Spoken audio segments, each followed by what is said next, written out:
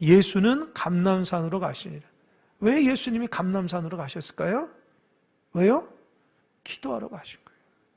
여러분 53절하고 1절하고 너무나 대비돼요. 53절은 소위 하나님을 잘 아는 종교 지도자들은 예수를 잡아 죽이려고 악한 마음을 품고 있다가 실패하니까 낙심하고 집으로 가고, 예수님은 사람들에게 은혜를 끼치고 그 은혜를 받고 또 감람산에 가서 하나님께 기도하러 가신 거예요. 여러분 인생이 참 뭐라 그럴까요? 다 사람들마다 다 다양하지만 우리 예수 믿는 사람들은 가장 중요한 것은 먼저 은혜 받고 살아가야 됩니다. 할렐루야. 어떤 삶일지라도 은혜 받고 살아가야 돼요. 은혜가 여러분 삶 가운데 늘 머물 수 있어야 돼요.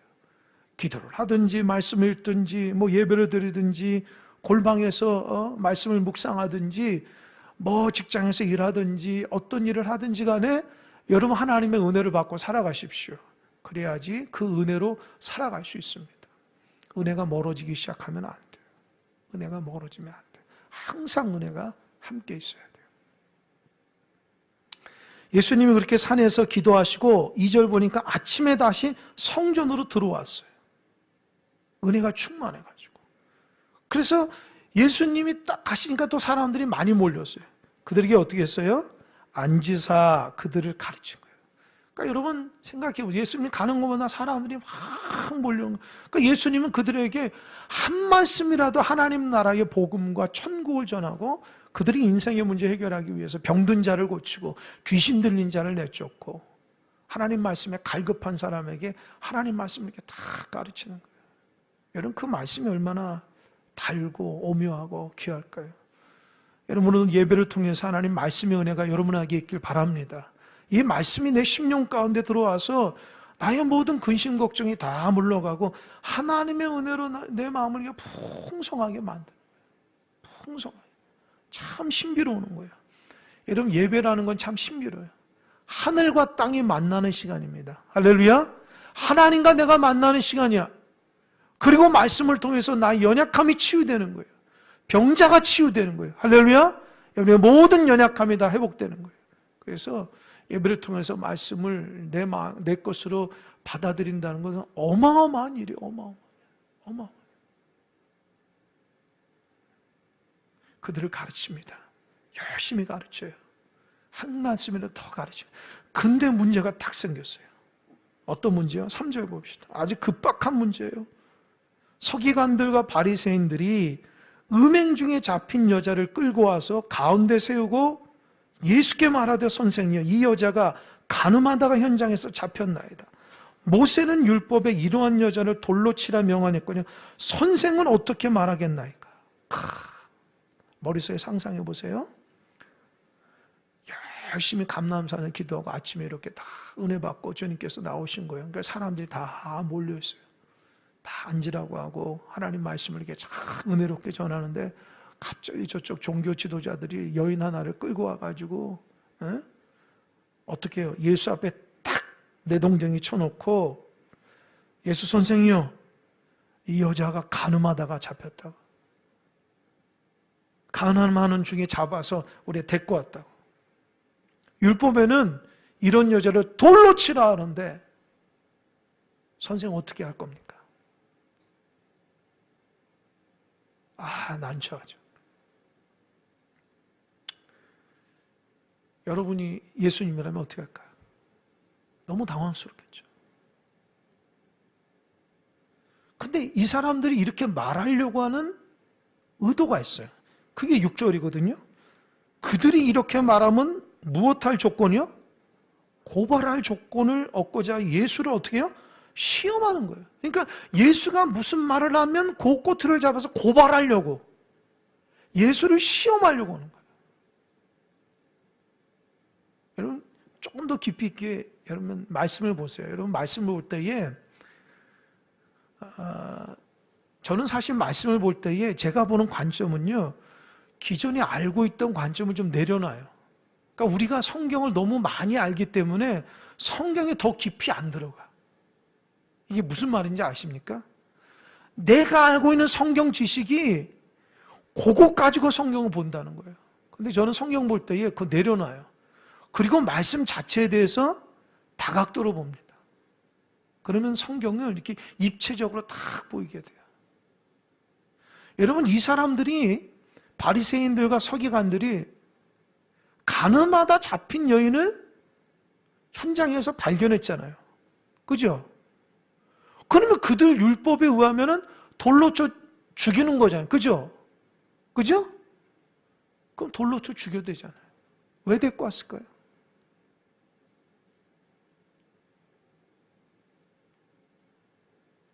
잘 들어보세요, 여러분. 누가 죄를 졌어? 저 사람은 율법에 돌에 맞아 죽을 가늠한 여인이야. 레위기 20장과 신명기 22장에 이 간음은 거룩한 결혼 생활을 파괴하는 아주 악한 것이기 때문에 하나님께서 딱 명령을 했어요. 간음하다, 간음한 사람은 죽이라고. 그러니까 그 사람들은, 그동안 간음한 사람들은 다 돌에 쳐 죽였어요. 근데 이 사람들이, 거룩하다는 사람들이 간음하다 잡힌 여인을, 그럼 거기서 처단할 수 있잖아요. 거기서 율법으로 가둬놓고 결박해서 관에 가지고 데리고 가든지 해야지, 왜 그 여인을 가지고 예수를 넘어뜨리려고 했을까? 이해가 되십니까? 그들 마음속에 악한 마음이 있어서 그래요. 여러분 잘 들어보세요. 그들은 율법을 잘 아는데 율법을 가지고 예수를 넘어뜨리려고 하는 거예요. 이게 죄라는 거예요. 여러분, 우리가 하나님 말씀을 잘 알잖아요. 그 말씀이 나에게 유익이 되고 기쁨이 돼야 되는데 오히려 그 말씀이 사람을 정죄하는 것에 쓰이잖아요. 하나님 앞에 온전치 못하고. 이해가 되십니까? 이 말씀이 나에게 정말 하나님의 말씀으로 딱 들려줘야 되는데, 이 종교 지도자들은 예수가 너무 미우니까 그 죄 지은 그 돌에 맞아 죽을 여인까지를 이용해서 사용해서 예수를 넘어뜨리려고 하는 거예요. 그러니까 이 사람들은 하나님의 말씀을 순수하게 보진 않는 거예요. 이 말씀을 이용해서 사람을 정죄하고 넘어뜨리는 것에 아주 밝은 사람들이에요. 그러니까 여러분, 하나님의 말씀이 우리에게 선하게 작용돼야 돼요. 할렐루야? 할렐루야? 선하게 작용돼야 돼요. 이 말씀 가지고 정죄하고 이 말씀 가지고 넘어뜨릴 때는 하나님 용납하지 않으세요. 그러니까 어떻게 해요? 하나님 말씀을 잘 알고 실천해요. 내 것으로 만들고 실천해요. 근데 우리도 그럴 때가 많아요. 생각해 보세요.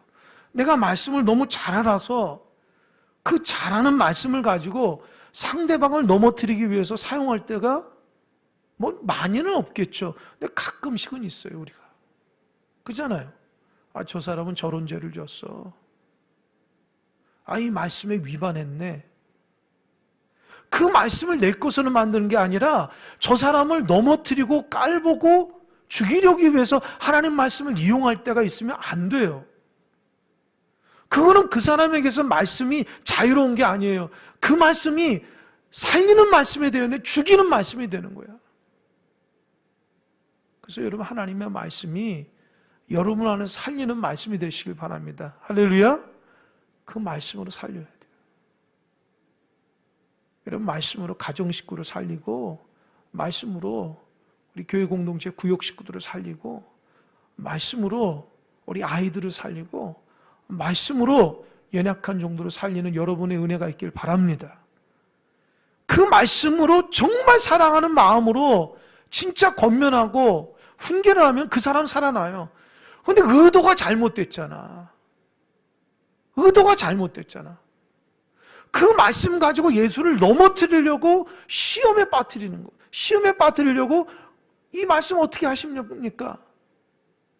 하나님 기뻐하지 않아요. 그러니까 여러분, 이 말씀을 대하는 우리의 태도가 진실하고 정결해야 돼요. 할렐루야. 말씀 많이 하는 게 중요한 게 아니에요. 마음의 태도가 선해야 돼요. 오늘 새벽 기도 때 마가복음 6장 말씀 보면서 6장인가요? 잠깐만요. 마가복음 7장인가? 7장 말씀 보면서 이 종교 지도자들이 예수님께 딱 왔는데 은혜 받으려고 온 거 아니에요. 예수를 어떻게 하면 넘어뜨리려고 온 거예요. 그런데 그 꼬투리를 탁 잡는데 뭘 잡았냐? 아니 제자들 중에 몇 명이 손을 씻지 않고 떡을 먹은 거예요. 여러분 손을 씻지 않고 떡을 먹은 것이 뭐가 그리 큰 잘못입니까? 그런데 그들에게는 어마어마한 잘못. 왜요? 율법에는 나오지 않지만 그들이 율법을 더 풍성하기 위해서 나름대로 규정된, 장로들이 규정된 것이 있어요. 근데 그것이 세월이 지나면서 하나님의 말씀보다 더 높이 쳐요, 그들은.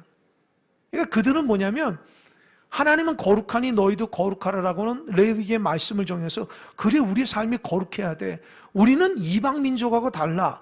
그래서 우리가 나가서 이방 민족이나 사람들하고 만났을 때는 반드시 집에 들어오면 손발을 닦아요. 그리고 식사할 때도 나의 죄인들과 교제하고 세상 것들 만졌던 걸 다 깨끗이 씻고 하나님 주신 깨끗한 것을 먹으려고 하는 거예요. 그게 유대인들에게 굉장히 중요했어요. 제가 자료를 보니까 어떤 랍비는 로마에 잡혔는데 로마 군인이 먹지도 못하니까 그 사람에게 물을 줬는데 물을 먹지 않고 어떻게 해요? 손을 씻어서 굶어 죽었다는 거예요. 자기는 물을 먹어서 생명을 유지하는 것보다 자기 손을 씻어서 하나님의 거룩함을 유지하는 것이 더 귀하다고 생각한 거예요.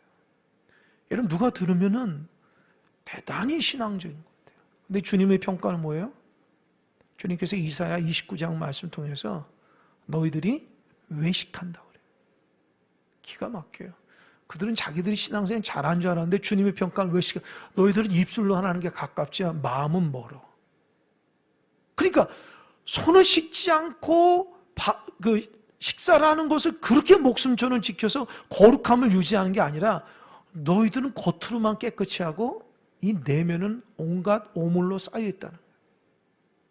그러면서 하나님의 말씀을 지킨다고 하면서 오히려 너희들이 그 규정을 지킨다고 하면서 하나님 말씀 위반은 그 대표적인 건 뭡니까? 고르반이라 고르반. 고르반이 뭐죠? 고르반이 뭐예요? 하나님께 드렸다라는 거거든요. 그게 뭐예요? 부모를 공경하라고 십계명에 있는데 사람들은 부모를 공경하지 않고 그냥 하나님께 고르반하면 끝이야. 사실은 하나님 앞에 드리지도 않은 거야. 나 하나님 앞에 고르반할 거야. 나 하나님께 드릴 거니까 이거 하나님께 드릴 거니까 나 부모한테 공경 안 해. 그러면서 하나님 말씀을 위배하면서도 자기들이 하나님 뜻을 행한다고 거짓하는 거예요. 이해가 되십니까? 주님께서 정확히 집었어요. 그러면서 뭐라고 하냐면 진짜 더러운 게 뭔 줄 아냐. 더러운 것은 음식을 밖에서 먹어서 씻지 않은 손으로 음식을 먹으면 입으로 들어가서 어디나 배로 들어가서 뒤로 나온대요. 배설물로 되지만 진짜 더러운 것은 주님께서 그런 말씀하셔요. 제가 읽어볼게요. 마가복음 7장 21절 22절 속에서 곧 사람의 마음에서 나오는 것은 악한 생각 곧 음란과 도둑질과 살인과 간음과 탐욕과 악독과 속임과 음탕과 질투와 비방과 교만과 우매함이니 이 모든 악한 것이 다 속에서 나와서 사람을 더럽게 하느니라. 이게 뭐라고 그랬어요? 너희들은 깨끗하게 하려고 손 안 씻고 음식 먹은 건 더러워진다 하지만 하나님 입장에서 볼 때는 아니 네 마음이 더러운데 더러우면 네 마음에서 나와서 입으로 나오는 거지 너 그거 가지고 입으로 들어간다고 더러워지는 게 아니라고 얘기해요. 아주 정확하게. 여러분 오늘 본문하고 똑같아요. 그 사람들은 예수님을 넘어뜨리고 갔다가 오히려 그 사람들이 넘어졌어요. 근데 이 마가복음 7장에서는 율법 규정이 아니라 그들 나름의 장로들의 규정을 가지고 얘기한 거예요. 또 제자들이 몇 사람 이렇게 손을 씻지 않은 것에 대한 얘기지만 오늘 본문은 빼도 박도 못해요. 왜요? 율법을 탁 신명기 22장, 레위기 20장에 있는 간음하다 잡힌 여인은 돌을 쳐 죽여야 된다고 하는 그 율법이 있기 때문에 이 말씀을 어떻게 주님께서 그들에게 교훈할까? 예수님 다 알죠? 이것들이 나를 시험하네? 다 알아요. 왜 모르겠어요? 사람 마음을 다, 속마음을 다 아시는 분인데. 그럼 주님께서 어떻게 얘기하실까요? 이제는 이제 사람들이 종교 지도자 이제 예수를 죽일 수 있겠다. 말만 해봐라. 그거 가지고 꼬투리 잡아가지고 다 하겠다. 첫 번째, 그래 돌로 죽여. 예스라고 합시다. 그럼 뭐에 걸릴까요? 뭐에 걸릴까요? 뭐에 걸릴까요? 그래 돌로 쳐 죽여. 율법대로. 그러면 예수님은 그동안 사랑에 대해서 얘기했거든요. 용서에 대해서 얘기했는데 그러면 사람들이 왜 당신은 사랑하고 용서하고 저 죄인들과 함께 식사하고 왜 저들을 정죄하지 말라고 했는데 알고 보니 위선자라고 사람들이 예수님을 공격할 거예요. 또 한 가지 뭔지 아세요? 사람을 죽이라고 했거든요. 율법대로. 그런데 그 당시는 로마가 유대를 다스렸기 때문에 유대인에게는 사형 집행권이 없어. 로마에만 있을 거예요. 그럼 어떻게 해요?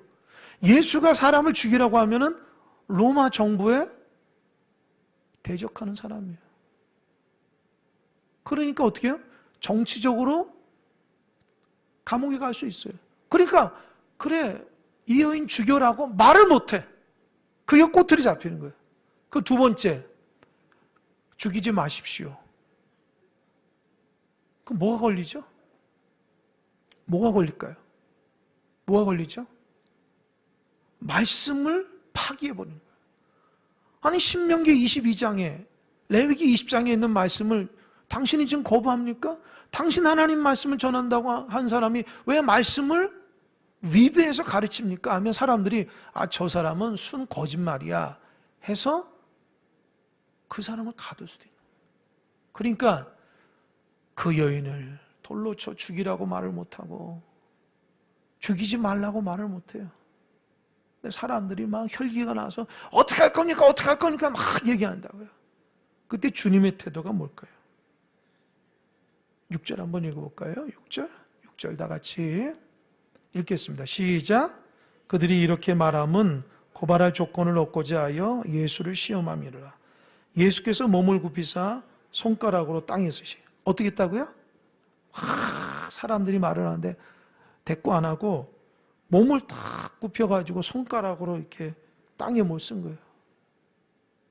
예전에도 제가 얘기했지만 요 손가락으로 땅에 무슨 글을 썼는가에 대해서 박사학위 받은 신학 박사가 있어요. 뭘 썼을까요? 몰라요. 근데 이 신학 박사가 이걸 연구하면서 쫙 얘기하겠죠. 율법을 다 연구를 해가지고 예수가 만약에 이런 거 쓰지 않았을까 이렇게 다 연구해서 박사학위를 받았는데 모르죠. 뭘 썼는지 모르죠. 여하튼 예수님은 뭐 썼어요. 여러분 그 쓸 때 사람들은 어떻게 했을까요? 머릿속에 한번 상상해 보세요. 한 여인은 그냥 옷이 다 찢겨가지고 그냥 머리가 다 풀어져서 사시나무처럼 벌벌 떨면서 돌에 맞으려고 겁에 질렸죠. 종교 지도는 의기양양해서 예수님께 빨리 얘기하라고 했죠. 그거를 구경하는 수많은 사람들은 그냥 예수님의 말 한마디에 초점을 맞추려고 이제 예수가 어떻게 할 건가 저 위기 순간에 예수님 차분하게 그냥 몸을 굽혀서 땅에 못 썼어요.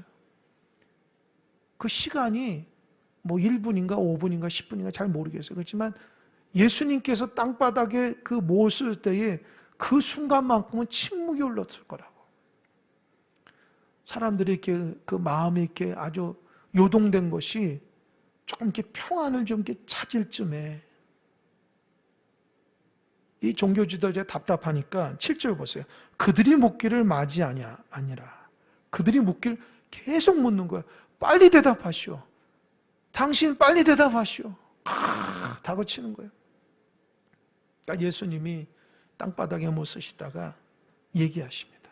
7절 뭐라고 썼어요? 너희 중에 죄 없는 자가 먼저 돌로 치라. 한번 읽어볼까요? 너희 중에 시작. 너희 중에 죄 없는 자가 먼저 돌로 치라. 여러분 이 말씀을 가볍게 여기지 마십시오. 이 말씀 한번 분석해 보세요. 너희 중에 죄 없는 자가 먼저. 여기서 무슨 죄일까요? 첫 번째는 무슨 죄예요? 똑같은 간음죄라고. 그죠? 너희들 중에 간음죄 없는 사람 돌로 쳐. 간음죄 짓지 않고 깨끗한 사람, 이 여인을 돌로 칠 정도로 깨끗한, 정결하게 인생을 살면 조금이라도 부정하지 않고 간음죄 지지 않는 사람은 돌 들어 쳐. 이게 첫 번째 죄죠. 두 번째 죄는 뭐죠? 각종죄. 하나님 말씀 앞에 각종죄. 내가 이 여인을 돌로 칠 정도로 깨끗한 사람이 있냐는 거예요.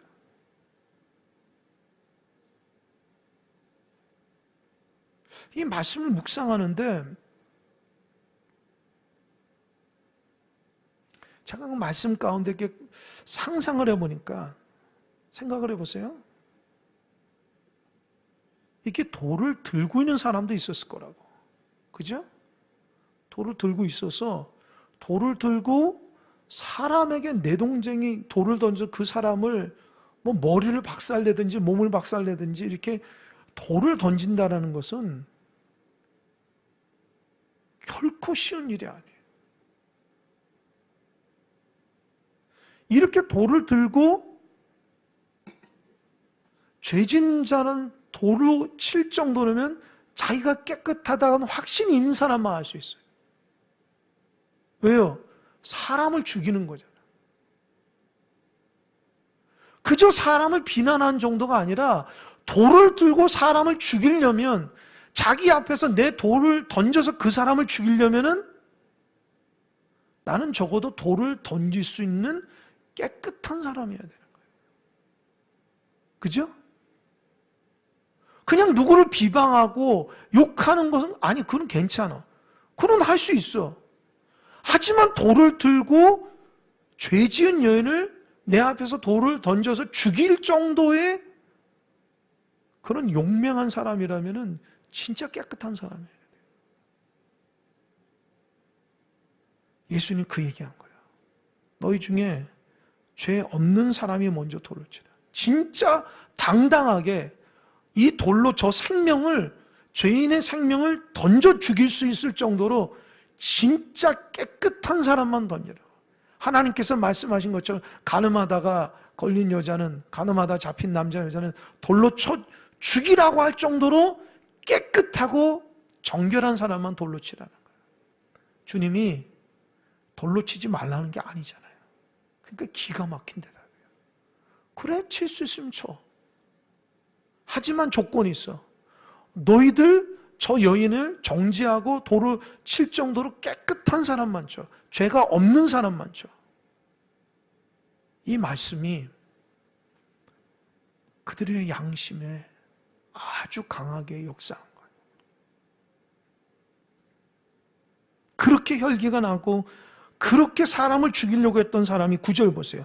그들이 이 말씀을 듣고 양심의 가책을 느꼈다. 이 양심의 가책을 느낀 거예요.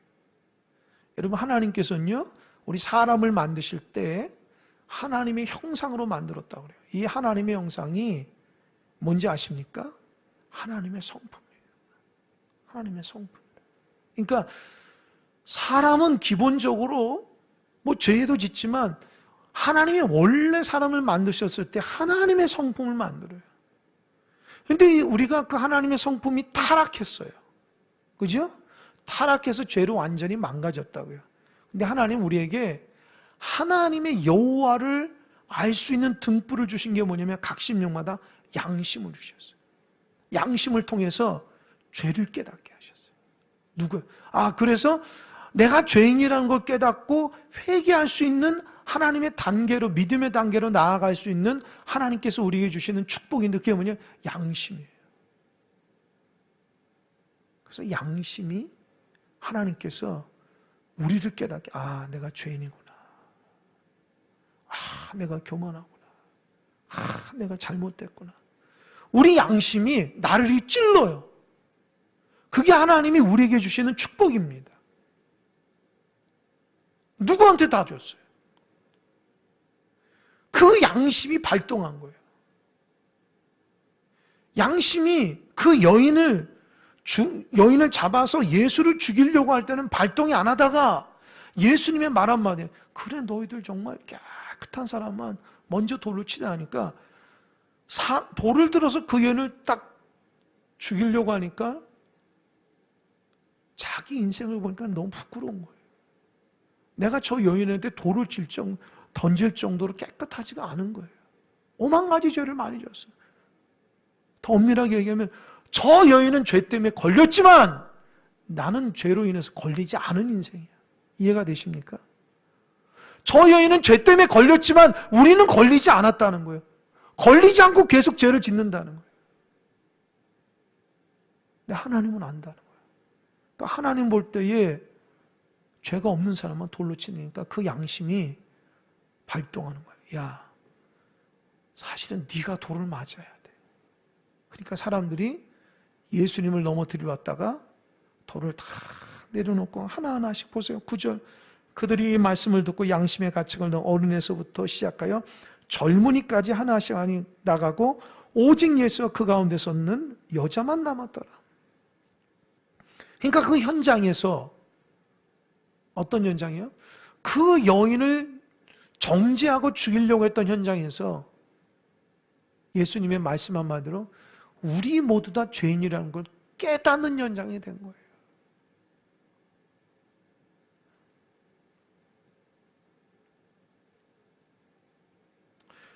이 말씀을 통해서 기도하는데 어떤 마음이 드냐?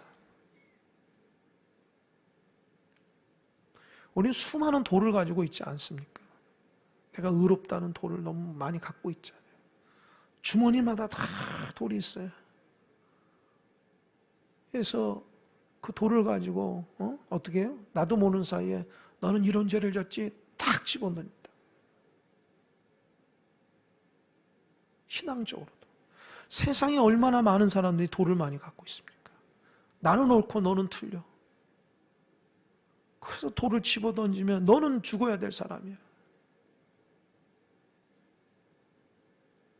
사실은 자기도 죄를 많은데 우리가 얼마나 그런 죄를 많이 짓습니까? 그래서 이 말씀 속에서 깨닫는 거 보면 양심이 그 양심이 제대로 그 기능을 좀 발휘해야 돼요. 우리가 너무 많이 멀어져 나간 게 아니에요. 지금 우리 사회가 그래요. 양심이라는 것이 없어진 듯한 모습으로 이 사회가 지금 너무 적대적이에요. 근데 우리도 어느 순간 그렇게 물들어가. 여러분, 중요한 것은요, 옳고 그런 게 중요한 게 아니에요, 이 세상에는. 내 편, 너 편으로 나눠졌어. 내 편은 옳고 저쪽 편은 틀리다고 어느 순간부터 이렇게 양극화됐어요. 근데 놀랍게도 신앙인들도 그래요. 옳고 그런 게 중요하지 않아. 내 편이 중요하고 너 편은 틀리다는 거예요. 얘는 옳은 건 하나님이셔요. 그러니까 우리가 그동안 갖고 있는 돌들을 다 내려놔야 돼. 그리고 양심이 나를 새롭게 해서 나도 죄인이고 사실은 내가 하나님 앞에 돌 맞을 사람이지만 이렇게 살아가고 있다는 것을 감사할 수 있어야 돼요. 그리고 이제 어떻게 해요? 아, 나는 죄인이다라는 생각을 가지고 은혜로 살아가야 돼요. 내가 누굴 정죄할 수 있나요? 다 같은 죄인인데요. 아니, 생각해봐요. 죄 많이 지은 사람하고 죄 조금 지은 사람하고 다 같은 죄인인데 무슨 구분할 수 있겠어요? 그죠? 우리 그런 거예요. 하나님 볼 땐 다 죄인이라고. 내가 너보다 의로운 게 아니라 내가 너보다 죄를 덜 졌을 뿐이지 다 하나님 앞에는 죄인이라고요. 그런 관점으로 우리 자신을 볼 수 있어요. 그러면 어떻게 해요? 들고 있던 돌을 내려놓을 수 있어요. 그리고 부끄러워서 주님 앞에 이렇게 멀어져 갈 수밖에 없어요.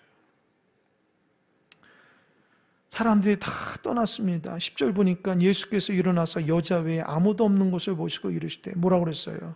여자여, 너를 고발하던 그들이 어디 있느냐? 너를 정죄한 자가 없느냐? 그러니까 예수님께서 그 여인의 입장에 생각해 보세요. 이 여인은 지금 죽음을 각오하고 왔다고요. 머리가 다 흑걸어지고 뭡니까? 옷이 다 찢기고 모르겠어요. 누가 돌을 던진 사람도 있을 거예요. 막 피가 날 수도 있어요. 근데 이 여인은 이제 자기가 율법에 돌에 맞을 것이라고 기대하기 때문에 주님의 말씀 한마디로 나는 죽었다 생각하는 거죠. 그런데 의외로 사람들이 다 가고 예수님하고 여인만 있는 거예요. 그때 예수님 뭐라 그랬어요? 여러분 잘 보셔야 됩니다. 주님께서 이 여인에게 뭐라 하냐? 11절 다 같이 읽겠습니다. 11절 시작. 대답하되 주여 없나이다. 예수께서 이르시되 나도 너를 정죄하지 않으니 가서 다시는 죄를 범하지 말라 하시니라. 대답해 보세요. 예수님이 그 여인에게 죄가 없다 그랬나요? 죄가 없다 그랬어요? 그럼 뭐라 그랬어요? 뭐라 그랬어요? 아니 써 있잖아. 나도 너를 무엇하지 않는다? 정죄하지 않는다. 너 이런 간음죄 졌다고 내가 너 죄 짓지 간음죄 졌다고 내가 정죄하지 않을게. 대신에 뭐예요? 가서 다시는 죄 범하지 마라. 할렐루야? 할렐루야? 잘 보세요. 하나님이 우리에게 보면서 아들아, 너 그런 죄 지면 되겠어? 딸아, 너 그런 죄 지면 되겠어? 그게 아니고 우리가 5만 가지 죄를 져도 주님께 가만히 있어요. 그러면서 하는 말이 내가 너 정죄하지 않을 테니까 다시는 죄 짓지 마. 이해가 되십니까? 여러분 이거는 어느 관계 때만 이루어진지 아세요? 부모 자식 간에만 이루어질 수 있는 거예요. 자식이 5만 가지 죄를 져서 부모 입장에서는 자식을 무슨 고발해서 교도소에 가고 그런 부모도 있지만 그렇게 할 사람은 누가 있겠어요? 너 그거 나쁜 거 알지만 야 그러지 마. 야 엄마가 용서할 때 너 그러지 마. 다시는 그런 짓 하지 마. 야 아빠가 용서할 테니까 너 제발 그런 짓 하지 마. 하나님이 우리를 자식으로 보기 때문에 이렇게 하는 거예요. 만약에 하나님이 우리를 자녀로 안 보면요. 돌 맞자. 너 이런 죄를 졌으니 넌 죽어 마땅해. 사람이 아니 내가 너 칠 거야. 하나님이 그렇게 우리를 된다고 해보세요. 그럼 우리가 날마다 실수하는데 우리 살아남겠어요? 우리 날마다 실수하는데 우리가 살아남을 수 있냐고요. 그러니까 이렇게 살아가는 것도 하나님의 은혜입니다. 할렐루야? 할렐루야? 그러니까 남도 정죄하면 안 돼. 불쌍히 여기고 기도해줘요. 하나님, 저 사람이 죄를 져요. 하나님 깨닫게 하시고 용서하시고 돌아온 은혜가 있길 바랍니다. 기도해줘요. 왜요? 주님도 정죄하지 않아. 하지만 그 죄가 좋다고 얘기하지 않아요. 그를 돌아오. 그러니까 이 여인이 자기는 돌에 맞아 죽을 것처럼 자기를 정죄하면 죽었는데 지금 예수님이 그 말씀을 듣고 다시는 간음죄를 짓지 않을 거예요. 왠지 아세요? 죽었다가 살아났으니까. 할렐루야? 할렐루야? 이게 하나님의 은혜입니다. 근데 우리는 은혜를 다 잊어버려. 죽여야지만 돼. 죄를 가지고. 그런 마음이 어디서 올까 우리가? 우리가 하나님으로부터 은혜를 경험해 못하면 이런 마음이 들어요. 그러니까 말씀을 알고 하나님의 뜻을 아는 사람들이 바리새인이나 서기관들이 돌을 들고 쉽게 돌로 칠 수 있는 경향성이 많아. 그런데 주님의 은혜를 경험한 사람은 나도 죄인인데 내가 누굴 정죄하겠어. 나도 이렇게 죄인이어서 돌에 맞아 죽을 수밖에 없는데 하나님 나를 살려주셨는데 죄짓고 있는 사람은 불쌍히 여겨서 하나님 다시는 죄짓지 않도록 깨닫고 돌아오시는 은혜를 달라고 그런 자비와 용서의 마음을 갖는 자가 그 영혼을 살리는 거예요. 할렐루야? 그 자비의 용서의 마음으로 사람을 살리세요. 죽이지 마시라고. 우리가 예수님 믿는다면서 이 자비와 긍휼의 마음이 없어. 너무 돌을 들고 쉽게 쳐버리려고 하는 마음이 있어요. 그런데 여러분 명심하십시오. 그런 마음은 오히려 하나님이 나를 정죄하게 돼요. 내가 누구를 자꾸 정죄하면 하나님 나를 정죄하게 된다고. 참 놀랍게도 내가 누구를 용서하고 그들을 긍휼히 여기면 하나님의 긍휼과 사랑이 내 안에 풍성하게 넘친다. 그게 신비로운 거예요. 그러니까 여러분, 주님의 긍휼과 은혜 안에 살아가는 여러분 되시길 바랍니다. 죄는 하나님이 다스리는 거예요. 우리가 다스리는 게 아니야. 하나님이 다스리는 거예요. 내가 남의 죄까지 관여할 필요가 없어요. 하나님이 다스리는 거예요.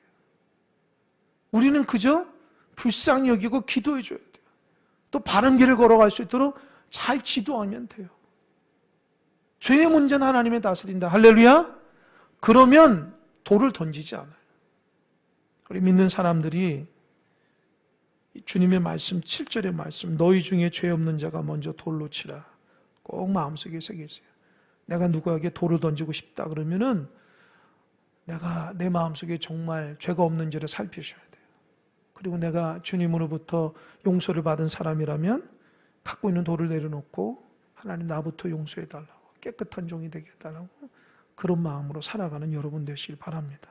하나님, 우리가 말씀을 많이 안 해서 돌을 들고 정죄하는 사람이 되는 것이 아니라 용서하고 오히려 죄인들을 용서하고 살리시는 하나님의, 그걸 원하시는 거예요. 그게 없다면 안 됩니다. 하나님의 깊이 있는 말씀을 통해서 우리 자신을 잘 돌아보는 은혜가 있길 바랍니다. 기도하겠습니다.